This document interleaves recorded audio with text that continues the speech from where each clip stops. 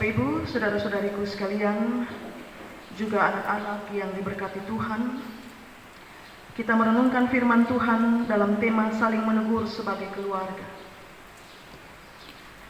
Dalam hal tegur-menegur, ada orang yang suka menegur, tetapi dia tidak suka ditegur. Ada juga orang yang suka menegur orang lain, tapi dia tidak bisa tegur dirinya sendiri. Ada orang yang dia suka tegur, tetapi dia juga membuka diri untuk menerima teguran. Jadi suka menegur, tidak suka ditegur, suka tegur orang, tapi dia tidak suka tegur dia pun diri sendiri. Ada yang suka menegur dan membuka diri untuk menerima teguran. Kita ada pada bagian yang mana? Karena ini bulan keluarga, maka dalam konteks keluarga, siapa yang punya wewenang untuk menegur atau memberikan teguran atau nasihat dalam keluarga? Apakah ayah diberikan wewenang untuk menegur? Kalau begitu, bagaimana kalau ayah keliru? Siapa yang tegur ayah? Demikian juga ibu. Kalau ibu diberi wewenang untuk menegur anggota keluarga, kalau mereka keliru, maka siapa yang tegur ibu kalau ibu keliru?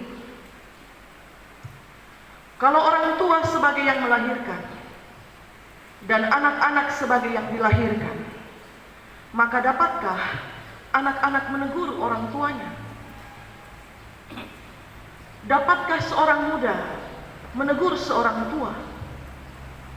Sementara norma kemasyarakatan kita mengatur orang tua itu tempat bertanya. Mereka tempat segala panutan bagi orang muda.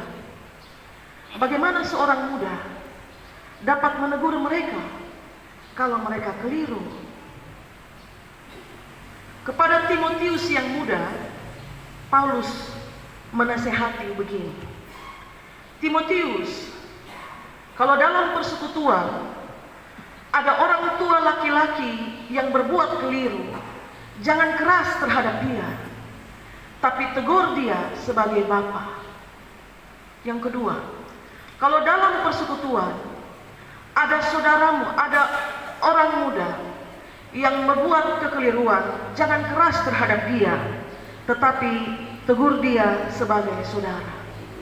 Yang ketiga, kalau dalam persekutuan ada perempuan-perempuan tua yang membuat kekeliruan, jangan keras, tapi tegur dia sebagai ibu. Dan kalau ada perempuan-perempuan muda yang buat kekeliruan, tegur dia sebagai adikmu. Lebih lanjut, kalau dalam persekutuan itu ada janda-janda punya anak dan punya cucu, nasihati anak-anak dan cucu-cucunya supaya mereka berbakti kepada orang tua mereka dan nenek mereka, karena itu yang berkenan bagi Allah.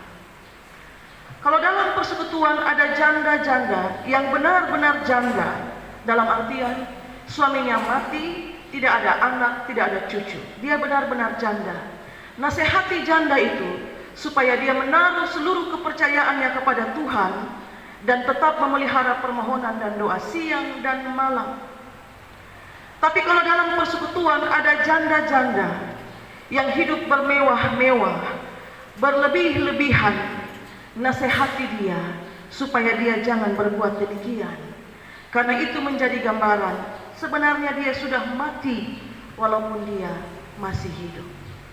Itu nasihat untuk suatu kebaikan atau demi suatu kebaikan. Maka seorang muda yang memegang tanggung jawab pelayanan, dia harus bisa menempatkan seseorang yang keliru pada porsi yang tepat untuk ditegur.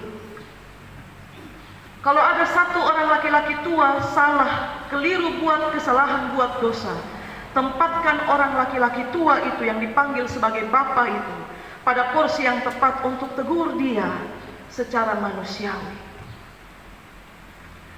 Jangan hanya karena seseorang sudah berbuat salah, maka kita mengabaikan etika dalam menasehati dan memberikan teguran. Tempatkanlah orang yang bersalah itu pada porsinya yang tepat untuk kasih dia teguran. Paulus bilang jangan keras, tegur dia sebagai bapa. Jangan keras, tegur dia sebagai mama, sebagai ibu. Jangan keras, tegur dia sebagai saudara, sebagai adik perempuan. Jangan juga abaikan hanya karena merasa terlalu muda untuk menasehati orang-orang tua. Sebab setiap orang tanpa batas usia, dia rentan buat kekeliruan. Orang muda punya kewajiban untuk menasehati orang tua, sebagaimana orang tua juga berkewajiban menasehati orang muda. Tapi dilakukan dalam porsi yang tepat, dalam cara yang baik, tidak dengan keras, tapi tegur sebagai bapa, sebagai ibu, sebagai saudara, sebagai adik, sebagai anak. Kalau orang tua laki-laki keliru, tempatkan dia pada porsi sebagai bapa. Orang tua perempuan keliru, tempatkan dia dalam porsi sebagai mama, lalu nasihati dia. Demikian juga orang laki-laki muda atau orang perempuan muda. Karena apa bapak mama? Kalau orang yang bersalah itu, dia dihadapi dengan keras, bahkan kasar, seringkali orang itu justru semakin menjauh dan dia tidak mau untuk ditegur. Siapa yang suka ditegur dengan kasar kalau dia sudah berbuat kesalahan? Panggil dia secara baik, nasihati dia di bawah 4 mata.